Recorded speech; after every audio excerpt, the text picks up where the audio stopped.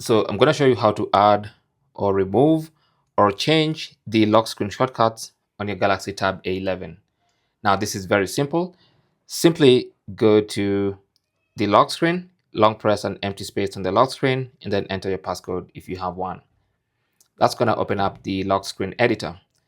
Now on the lock screen editor, you can tap on any shortcut, and then you can change to any of these available shortcuts.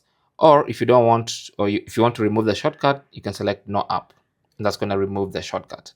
But if you want to change to something else, you can pick anything else, including an app, and then you can do the same on the right hand side shortcut. You can also change it or remove it. You also have the option to remove. So pick anything you want and then tap on done. It's really that simple. Thanks for watching and good luck.